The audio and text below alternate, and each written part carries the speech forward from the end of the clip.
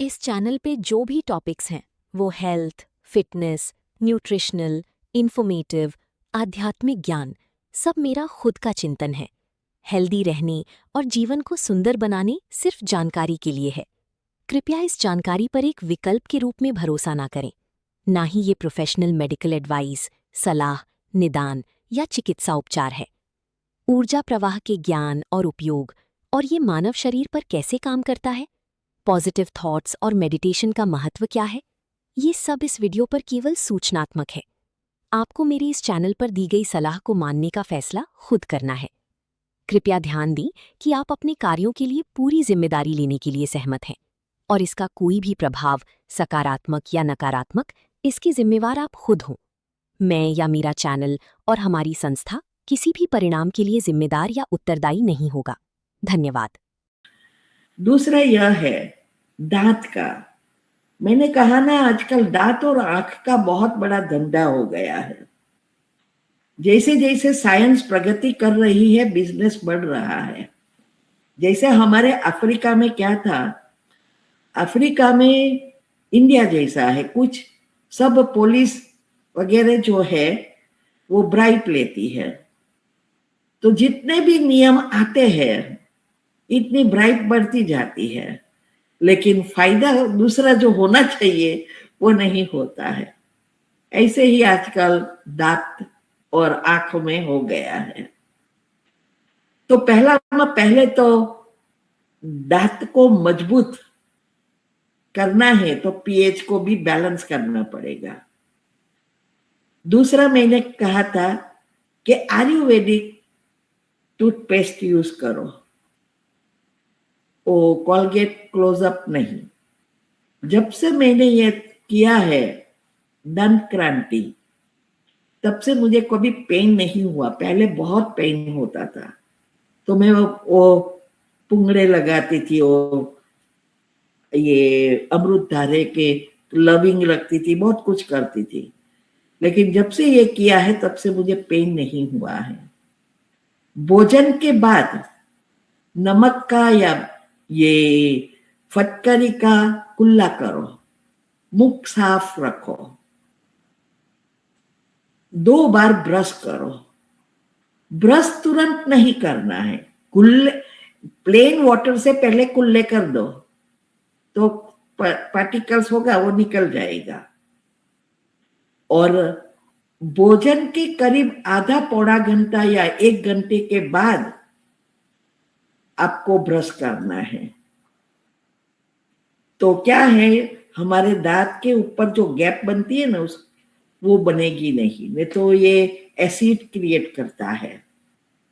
और रात को तो खास करके फिटकरी और नमक के पानी से कुल्ला करके ही सोना है।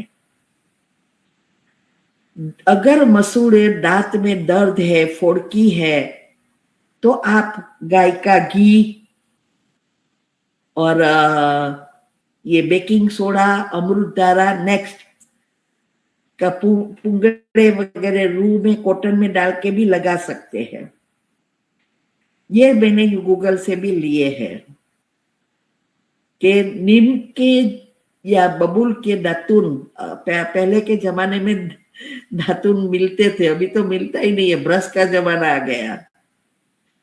तो बोलते हैं कि उसमें बैक्टीरियल गुण है। दीदी, हमारे यहाँ एक जगह दातुन मिल रहा था पैकेट में करके, तो मैंने ला के मैंने कोशिश की करने के लिए, मैं तो कर ही नहीं भाई। यही है ना, क्या अभी तो क्या है कि दांत ऐसे हो गए, बाकी आते शायद ऐसा है कि ये कठिन बहुत होगा, हार्ड होगा। बाकी जो सॉफ्ट होते हैं, पहले तो सॉफ्ट आता थे, जब हम छोटे थे ना तो यही यूज करते थे, तो वो बहुत सॉफ्ट थे। बाजार में रोज का रोज मिलता था कटा हुआ। ये पैक है ना तो शायद एकदम हार्ड होगा, ड्राई होगा। तो ये जो है ना, इवन दूसरे भी दातुन आते हैं। अभी ये पायोरिया कहते हैं कि ये दांतों के कीड़े वगैरह, मगर मैंने जो बताया वो इजी ही है। ये तो गूगल से लिया, अगर अवेलेबिलिटी है तो कर सकते हैं, नहीं तो फिर दंत क्रांति तो है ही।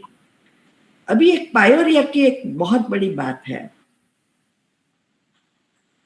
मेरे को ये प्रॉब्लम हुआ था पायरिया है या नहीं वो नहीं पता, लेकिन दांत में दो दांतों के बीच हमारे जो गम्स है, हाँ, मसूड़े, वो बाहर अंदर बीच में आने लगे थे, सूजने लगे। तो मैंने सोचा कि उम्र के कारण, हम देखते हैं ना बूढ़े लोगों का कि दांत ऐसे वैसे हो जाते हैं, और तो मैंने बोला ऐसा कुछ होता होगा, लेकिन बाद में तो बहुत बढ़ गया। तो डॉक्टर को पूछा, हमारे ग्रुप में ही है डॉक्टर, तो उस टाइम वो डॉक्टर दांत के नहीं थे, लेकिन उसने किसी को पूछ के जवाब दिया इन्फेक्शन हो गया, और इन्फेक्शन का कारण पीएच है। और उस टाइम में मुझे नहीं हुए, तो बहुत साल हो गए, मुझे इस टाइम पे पता नहीं था कि ये दांत में फोड़कियां होती है, कुछ भी होता है तो उसका कारण पीएच है। अगर आपका पीएच बैलेंस है तो कभी भी इन्फेक्शन नहीं होगा।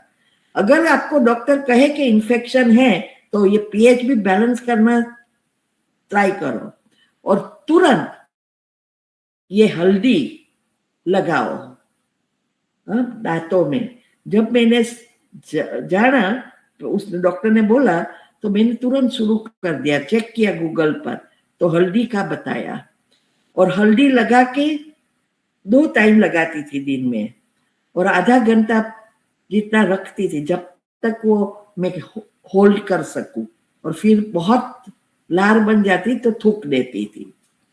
तो वो करने से तुरंत ये सब बैलेंस हो गए। लेकिन बीच में जो दांत में गैप हो गई ना, वो ना गई। तो मेरी मिस्टेक थी, क्योंकि मुझे पता नहीं था। अभी आप सबको पता है, तो एडवांस में जैसे आपको लगे कि ये कुछ अलग सा दिखाई दे रहा है, करना शुरू करो, तो आपके दांत बिगड़े। मेरे 2 प्रॉब्लम हो गए इसके कारण। एक साइड के दांत ऐसे हो गए तो मैं चबा नहीं सकती अभी, ये इस इन्फेक्शन के कारण, क्योंकि बहुत लंबा समय मैंने कुछ नहीं किया, पता ही नहीं था कि ये ऐसी चीजें इन्फेक्शन होता है, और पीएच के कारण ये इन्फेक्शन हुआ, कुछ नहीं पता।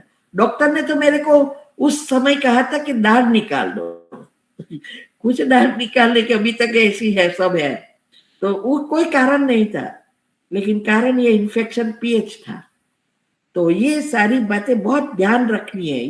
ये आप बातें सुनते हो ना, ये अनुभव की बातें हैं, इसीलिए आप एडवांस में कर सकते हैं, तो ये बहुत अच्छा है।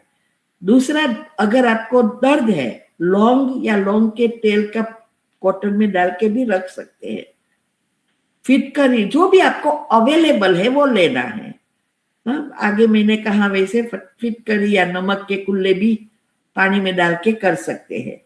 यहाँ वो लोग ने कहा है हल्दी और सरसों का तेल मिक्स करके उसमें सेंधा नमक लगाकर अगर हम 1 वीक में 1 बार करें, या पायोरिया मैंने कहा वो है, वो करेंगे तो भी वो तुरंत आपको ये इन्फेक्शन चला जाएगा।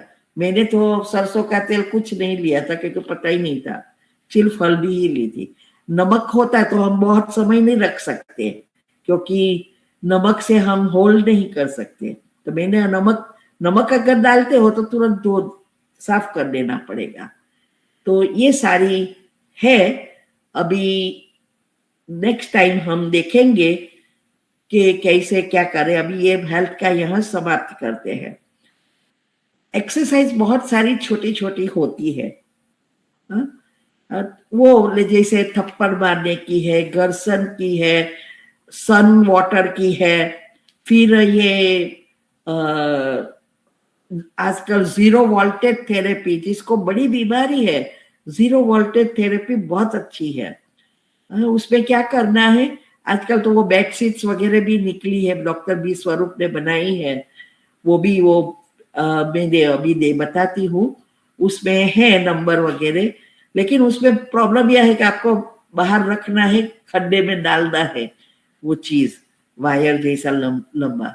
तो अगर फ्लैट में रहते हैं या आसपास खड्डा नहीं कर सकते तो थोड़ा डिफिकल्ट होता है। लेकिन बेस्ट तो यह है कि अगर किसी को बहुत बड़ी बीमारी है और वो मिट्टी जहां है या ग्रास है वहां बैठते हैं, पाँव सॉक्स या चप्पल कुछ नहीं पहनना है, पाँव नीचे रखना है, करीब आधा से पौना घंटा। और अगर सुबह में है, थोड़ा अच्छा सॉफ्ट है, क्या तड़का मीन्स धूप कम है, उस समय ज्यादा समय बैठ सकते हैं। अगर बहुत तेज है तो बहुत समय नहीं बैठ सकते, तो कहाँ भी आप बैठ सकते हैं। और फिर वो कमेंट्री जो है वो बीमारी की, वो कमेंट्री करो, तो दोनों आपका पीएच भी बैलेंस होगा, और मेटाबॉलिज्म भी। आप इंस्ट्रक्शन भी देंगे सबकॉन्शियस माइंड को, और नीचे से इलेक्ट्रॉन भी आएगा पृथ्वी से, दोनों का बैलेंस हो जाएगा। तो आपकी बीमारी कितनी भी है, अच्छी जल्दी हो जाएगी, वो मदद करेगी।